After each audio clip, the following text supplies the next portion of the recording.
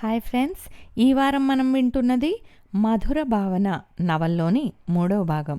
రచయిత్రి గోగినేని మణి, చదువుతున్నవారు రాధిక గోగినేని. మరి కథలోకి వెళ్దామా?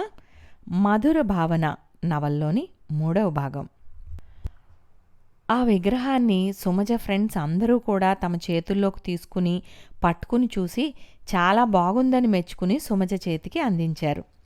రేపు ఉదయం ఆటలతోనూ సాయంకాలం సంగీత సాహిత్యాలతోనూ కాలక్షేపం చేద్దాం. పాటల కార్యక్రమంలో పెద్దలు పిల్లలు అందరూ పాల్గొనాల్సిందే. మీకు ఇష్టమైన పాత కొత్త సినిమా పాటలు కానీ లలిత గీతాలైనా సరే జ్ఞాపకం చేసుకుని సిద్ధంగా ఉండండి. ఆటల పోటీల్లోనూ అందరూ ఉత్సాహంగా పాల్గొనాలని విజ్ఞప్తి చేస్తున్నాం అంటూ స్టేజ్ మీదున్న వ్యక్తి చెప్పి క్రిందకి దిగి వెళ్ళిపోయాడు. ఇక మీ అందరూ కదిలి మీ మీ గదులకు వెళ్ళి విశ్రమించండి అని చెప్పడంతో కొంతమంది లేచి మెల్లగా బయలుదేరారు. మరికొంతమంది మాత్రం కబుర్లు కొనసాగిస్తూ కుర్చీల్లోనే కూర్చున్నారు. సుమజ స్నేహితులతో కలిసి వెళ్తూ ఫ్రెండ్స్ అందరికీ గట్టిగా చెప్పింది. వంశీ తన సెల్ నెంబర్ అడిగితే ఇవ్వవద్దని. వాళ్ళు అలాగేనని తల్లూపారు. ఆ ఆవరణలోనే దామోదరం గారు కొత్తగా కట్టించిన 2 గెస్ట్ హౌస్లలో అతిథులకు బస ఏర్పాటు చేశారు. మరికొంతమందికి మాత్రం అక్కడికి దగ్గరలోనే హోటల్ రూమ్స్ని బుక్ చేయడం జరిగింది. ఆ మర్నాడు ఉదయం కాఫీ టిఫిన్లు అన్నీ అయ్యాక సరదాగా జరిగిన ఆటల పోటీల్లో సుమజ తన ఫ్రెండ్స్ పాల్గొన్నారు. సుమజకు సూదీదారం పోటీల్లో పరుగులో 2 బహుమతులు వచ్చాయి. వంశీ మాత్రం ఆటల్లో పాల్గొంటున్న వాళ్ళను ఉత్సాహంగా చూస్తూ కూర్చుండిపోయాడు. వంశీ అభినందనల్ని సుమజ చిరునవ్వుతో స్వీకరించింది. సాయంకాలం సాహిత్యం సంబంధిత క్విజ్ ఉందని ప్రకటించారు. కొన్ని ప్రశ్నలకు చాలామందే జవాబులు చెప్పారు. వాళ్ళందరి పేర్లు 2 వ్యక్తులు నోట్ చేసుకుంటున్నారు. నవ్విపోదురుగాక నాకేటి సిగ్గు, కృష్ణశాస్త్రి బాధ ప్రపంచానికి బాధ, సత్కవుల్ హాలికులైననేమి అన్నదెవరు అనే ఈ ప్రశ్నలకు చాలామందే జవాబులు చెప్పారు. దేవులపల్లి, చలం, పోతన అంటూ టకీమని చెప్పారు. కొన్నింటికి అందరూ మౌనం వహించినప్పుడు వంశీ మాత్రం గడగడా జవాబులు చెప్పేశాడు. జాను తెనుగు విశేషము ప్రసన్నతకు అన్న కవి ఎవరు అనే ప్రశ్నకు పాల్కూర్కి సోమనాని, ఏ గతి రచయించిరేని సమకాలం వారలు మెచ్చరు కదా అని వాపోయిన కవి ఎవరు అన్నదానికి చేమకూర వెంకటకవి అని, 4 పడగల హైందవ నాగరాజు అని గర్జించింది ఏ కావ్యంలో అన్న ప్రశ్నకు గబ్బిలం అని, సుకవి జీవించే ప్రజల నాలుకల యందు అన్నదెవరు అనే ప్రశ్నకు జవాబుగా జాషువా అని వంశీ చెప్పేసరికి స్టేజ్ మీద నిలబడి అడుగుతున్న అతనితో సహా అక్కడ కూర్చున్న వాళ్ళు చాలామంది ఆశ్చర్యంగా అభినందనగా వంశీ వైపు చూశారు. ఆ తర్వాత అడిగిన కొన్ని ప్రశ్నలకు తాజ్మహల్ నిర్మాణానికి రాళ్లెత్తిన కూలీలెవ్వరు అన్నదెవరు అనే ప్రశ్నకు శ్రీశ్రీ అని, నా అక్షరాలు వెన్నెల్లో ఆడుకునే అందమైన ఆడపిల్లలు అన్నది బాల గంగాధర్ తిలక్ అని, మొదటి వచన ప్రబంధమును నేనే చేసితి అన్నది కందుకూరి వీరేశలింగం గారని జవాబుగా కొంతమంది చెప్పారు. దాదాపుగా అన్ని ప్రశ్నలకు సరైన జవాబులు చెప్పిన వ్యక్తికి ప్రథమ బహుమతి ఇస్తున్నట్లుగా వంశీ పేరును ప్రకటించినప్పుడు చప్పట్లు మిన్నుముట్టాయి. పెద్దవాళ్ళు కాకుండా ఒక యువకుడు ఇలాంటి ప్రాచీన సాహిత్యంకు సంబంధించిన ప్రశ్నలకు జవాబులు చెప్పగలగటం చాలా సంతోషదాయకమైన విషయం అని స్టేజ్ మీద నిలబడిన పెద్ద మనిషితో పాటే ఆహుతులు చాలామంది అన్నారు. సాహిత్యంలో మీకింత పరిచయం ప్రజ్ఞ ఉందని అస్సలు ఊహించలేకపోయా అంటూ సుమజ వంశీని అభినందిస్తూ ప్రశంసాపూర్వకంగా చూసింది. ఇంతమంది సభ్యుల ప్రశంసల్ని పొందగలగటం చాలా గొప్ప విషయం అంది మళ్ళీ మెచ్చుకుంటున్నట్లుగా. వంశీ కొంచెంగా తలవాల్చి, ఏమో అడ్డదారిలో విజయం సాధించినందువలనేమో నాకు అంతగా ఆనందం కలగటం లేదు మరి అన్నాడు మెల్లగా గొణుగుతున్నట్లుగా. అదేంటి అంటూ సుమజ ఆశ్చర్యంగా చూసింది. మీకో నిజం చెప్పనా అంటూ చిన్నగా నవ్వాడు వంశీ. మా మావయ్యతో ఈ ఉదయం మాట్లాడుతూ అక్కడ దూరంగా చెట్టు దగ్గర కూర్చున్నానా, అప్పుడు ఎవరో ఒక ఆయన కూర్చుని కాగితంపై ఏదో రాసి చూసుకుని ఆ పాత కాగితాన్ని ఉండ చుట్టి దూరంగా విసిరేసి వెళ్ళిపోయారు. మావయ్య కూడా మాటలు ముగించి వెళ్ళిపోయాక నేను ఆతృతతో ఆయన విసిరేసిన కాగితం ఉండని తీసుకుని ఏమిటా అని పరికించి చూసా. అది ఎప్పుడుదో ఒక పాత న్యూస్ పేపర్లోంది క్విజ్ టెస్ట్ ప్రచురింపబడిందన్నమాట. నేను యథాలాపంగా దాన్ని చదివా. కింద ఇచ్చిన సరైన జవాబులను చదివి ఆ కాగితాన్ని అక్కడే పడేశా. అయితే ఇప్పుడు క్విజ్లోవన్నీ ఆ కాగితంలోవేనని నాకు అర్థమైంది. ఆయన ఆ పేపర్లోని వాటిలోవే క్విజ్కి తయారు చేశారని నాకు అర్థమైపోయింది. జవాబులన్నీ గుర్తుండిపోయాయి. దాంతో అన్నిటికీ నేను కరెక్ట్గా జవాబులు చెప్పగలిగాను. ఇది సంగతి. నిజంగా నాకు తెలిసిన విజ్ఞానంతో గెలిచింది కాదు. ఇది కేవలం పేపర్ నాకు లీక్ అవటం వలన లభించిన గెలుపు. అందువల్లనే పూర్తిగా విజయానందాన్ని అనుభవించలేకపోతున్నాను. సుమజ ముందు కొంచెం ఆశ్చర్యంగా చూసి తర్వాత చిన్నగా నవ్వింది. అవునా అని ఒక క్షణం తర్వాత మళ్ళీ అంది. అలా కొంచెం సేపు మాత్రమే చూసి జవాబులన్నీ అంత బాగా గుర్తుపెట్టుకోగలిగారంటే అది ఓ ప్రత్యేకమైన విశేషమే. అంటే సాహిత్యంలో మీ ప్రవేశానికి కాకుండా మీ జ్ఞాపక శక్తికి వచ్చిన గెలుపుగా అనుకుంటే సరిపోతుందిగా. అలా అనుకోవచ్చు అంటారా అంటూ వంశీ కూడా తిరిగ్గా నవ్వేశాడు. ఒక క్షణం మౌనంగా ఉండి ఆ తర్వాత ఏదో ఆలోచిస్తున్నట్లుగా చూస్తూ మెల్లగా అన్నాడు. మీరు చెప్పినట్లుగా అనుకుంటే పర్వాలేదు, కొంచెం ఆనందంగానే అనిపిస్తోంది. అయితే పూర్తి విజయానందం కలగాలంటే మాత్రం నేను అనుకున్నది సాధించాకనే కలుగుతుంది. అంటే ప్రశ్నార్థకంగా చూసింది. అంటే ఏముంది, వీళ్ళిచ్చిన కృష్ణ విగ్రహం ఎప్పటికీ నా దగ్గరే ఉండాలనుకుంటున్నాను. అంతేనా? అయితే మీ దగ్గరే ఎప్పటికీ ఉండనివ్వండి, నాకేం అభ్యంతరం లేనే లేదు అంటూ సుమజ నవ్వింది. అలా కాదు అంటూ వంశీ కొంచెం తొట్రుపడుతూ అన్నాడు. నా ఉద్దేశం వేరే, కేవలం ఆ విగ్రహం మాత్రమే కాదు. మరి ప్రశ్నార్థకంగా కొంచెం విస్మయాన్ని జోడించి చూసింది. అతను సరదాగా నవ్వేశాడు. నా అభిప్రాయాన్ని విడమర్చి ఇప్పుడే చెప్పడం భావ్యం కాదులేండి, కొన్నాళ్ళు పోయాక అయితే బాగుంటుందేమో. సుమజ మళ్ళీ అయోమయంగా చూస్తూ అంది. మీరెందుకలా అర్థం కానట్లుగా మాట్లాడుతున్నారో నా ఊహకు అందటం లేదు.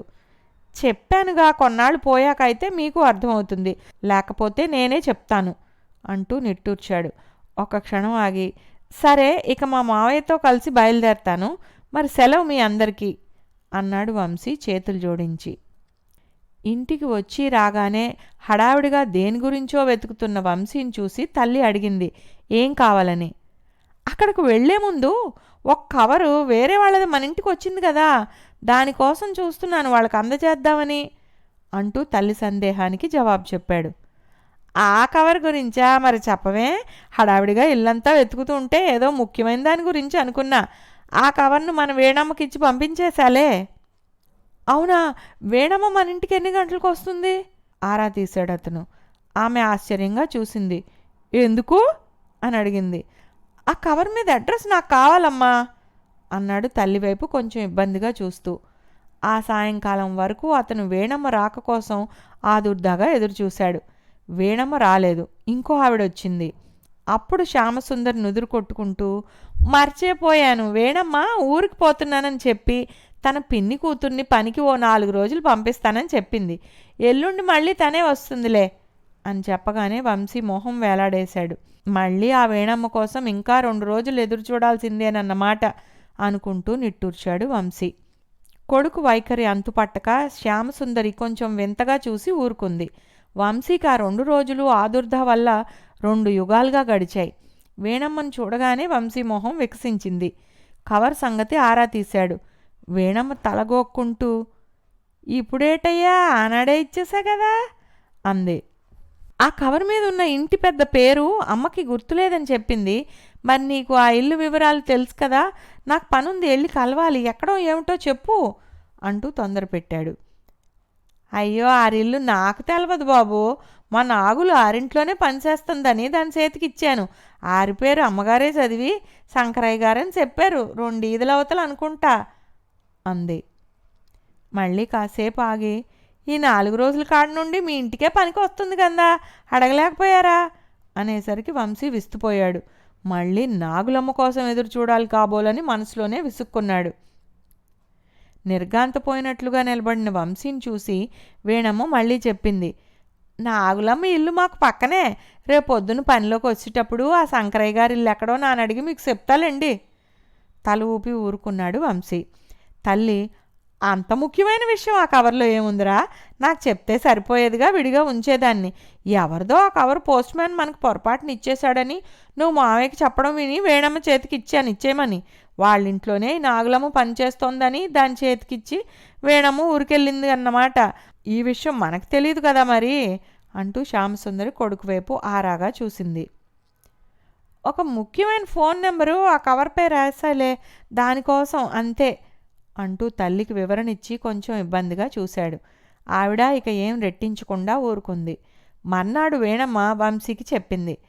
2 ఈదుల అవతల గాంధీ బొమ్మకు ఎదురుగా ఉండే పచ్చమేడ అని నిదానంగా చెప్తూ ఉండగానే వంశీ సరే సరే నేను కనుక్కుంటాలే అంటూ హడావిడిగా వెళ్ళిపోయాడు.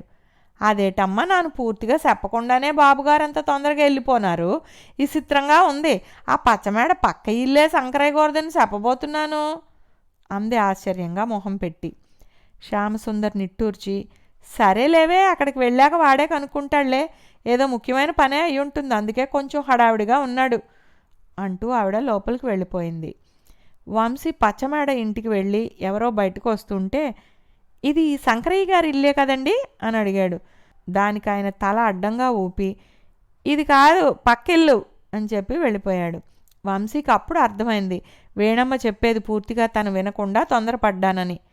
పక్క ఇంటికి వెళ్తూ తనకి శంకరయ్య గారితో పనేం లేదు కదా, ఆ కవర్పై రాసి ఉన్న పేరును చూశాడు కదా అని గుర్తుకు తెచ్చుకోవడానికి ప్రయత్నించాడు. వెంటనే గుర్తు రాలేదు. సరే ప్రయత్నం చేద్దాం అనుకున్నాడు. పక్క ఇంటికి వెళ్ళాక తలుపు శబ్దం చేస్తే తీసిన ఆయన ఎవరు కావాలన్నట్లుగా చూస్తూ ఉంటే మీ అమ్మాయి గారు ఉన్నారా అని అడిగాడు తడబడుతూ. ఆయన ఆశ్చర్యంగా చూసి మాకు అమ్మాయిలు లేరు బాబు అంటూ మీరు అని ప్రశ్నార్థకంగా చూస్తూ ఉండిపోయాడు. వంశీ కొంచెం సర్దుకొని అదేనండి కోడలు అనబోయి కూతురు అన్నాను, నేను వారి ఫ్రెండ్ దగ్గర నుండి వచ్చాను అంటూ తన పేరు చెప్పాడు. ఆయన మీనా అని పిలుస్తూ లోపలికి వెళ్ళిన 2 నిమిషాలకు ఒక అమ్మాయి వచ్చి ఆశ్చర్యంగా చూస్తూ నిలబడిన నన్ను కూర్చోమని చెప్పి మిమ్మల్ని నేను ఎప్పుడూ చూడలేదండి, ఎవరు పంపించారు, నా ఫ్రెండ్ దగ్గర నుంచని అన్నారట, ఎవరు ఏమిటి అని ఆరాలు మొదలుపెట్టింది. అక్కడున్న కుర్చీలో స్థిమితంగా కూర్చుని వంశీ అదేనండి మీ ఫ్రెండ్ సుమజ, పండు గుర్తులేదు అన్నాడు. ఆ అమ్మాయి కళ్ళు పెద్దవి చేసి చూస్తూ పండు, మేం తనకి పెట్టిన ఆ పేరు మీకు తెలిసిందా, ఎవరు చెప్పారు, సుమన్ ఎప్పుడు కలిశారు అంటూ ప్రశ్నల వర్షం కురిపించింది. వంశీ చిరునవ్వుతో జరిగిందేమిటో చెప్తానుండండి అంటూ తనకు వచ్చిన కవర్ పోస్ట్ మ్యాన్ ముందుగా తమ ఇంటికి ఇచ్చిన సంగతి దగ్గర నుండి దామోదరం గారి ఇంటి శుభకార్యానికి హాజరైనప్పుడు తామిద్దరూ కలిసి ఒకే శుభాకాంక్షలు రాసి బహుమతులు అందుకోవడం వరకు క్లుప్తంగా వివరించాడు. చిరునవ్వుతో అంతా విన్న మీనాకుమారి చివరికి మీకేం కావాలి అన్నట్లుగా చూసేసరికి వంశీ సుమజ గారి ఇంటి అడ్రస్ కావాలని ఒకసారి కలుద్దామనుకుంటున్న సంగతి చెప్పాడు. మీనా ఆశ్చర్యంగా చూసి మీరెందుకు సుమనే అడగలేదు అని సందేహం బయటపెట్టింది. ముందు కొంచెం సంకోచించినా అది వదిలేసి నిర్మోహమాటంగా వంశీ చెప్పాడు. మీ దగ్గర నుండి తీసుకుందామనే ఉద్దేశంతో నేనే ఛాలెంజ్ చేశానండి, ఆ పైన సుమజ మీకు పంపిన గ్రీటింగ్ కార్డు ముందుగా నేను చూశాననే సంగతి తనకి చెప్పలేదు మరి అంటూ చిన్నగా నవ్వాడు. సరే 1 నిమిషం ఉండండి, ముందు మీకు కాఫీ తెస్తాను అంటూ లోపలికి వెళ్ళింది. 5 నిమిషాల తర్వాత వచ్చిన మీనా వంశీకి కాఫీ కప్పు అందిస్తూ అడ్రస్ రాసి ఇచ్చింది. మీరు ఈ విషయం సుమజకు ఫోన్ చేసి చెప్పారా అని అడిగాడు వంశీ. అవునన్నట్లు తల ఊపింది. మరి చెప్పాలిగా అని చిన్నగా నవ్వింది. తనకి కంగ్రాట్స్ కూడా చెప్పాను, ఇప్పుడు మీకు చెప్తున్నా అనగానే వంశీ విస్మయంగా చూసి ఎందుకంటారు అని అడిగాడు. బాగుంది, మీరు తన్ను వెతుక్కుంటూ ఎందుకు వెళ్ళి వెంటనే కలవాలనుకుంటున్నారో మీ ఉద్దేశం ఏమిటో ఆ మాత్రం గ్రహించలేనా? సుమకి ఎందుకు చెప్పానంటే మీరు తనకి సరి అయిన జోడీ అనిపించింది మీకు, అందుకే అని మీనా అంటుండగానే వంశీ మధ్యలో అడ్డం వచ్చి అప్పుడే అంత తొందర ఎందుకండి అంటూ నవ్వేశాడు. తొందర నాది కాదు, మీరే చూపిస్తున్నారు, నేను కేవలం నా అభిప్రాయాన్ని మాత్రమే చెప్పాను అంటూ మీనా కూడా నవ్వింది. ఆ అమ్మాయికి వెళ్ళొస్తానని చెప్పి వంశీ బయటకు వచ్చేశాడు. ఇంటికి వచ్చిన వంశీని శ్యామసుందరి ఇల్లు తెలిసిందా, అంత తొందరగా పరుగు పెట్టేశావు, వేణమ్మ చెప్పేది పూర్తిగా వినకుండానే అని అడిగింది. తెలుసుకోవచ్చని వెళ్ళాలే, పని అయింది, వేణమ్మ చెప్పిన ఇంటికి పక్క ఇల్లేగా అంటూ కొంచెం ఇబ్బందిగా తల్లిని చూసి లోపలకు తన గదిలోకి వెళ్ళిపోయాడు వంశీ. ఇంతటితో మధుర భావన నవల్లోని 3వ భాగం సమాప్తం. వచ్చే వారం 4వ భాగంతో కలుద్దాం.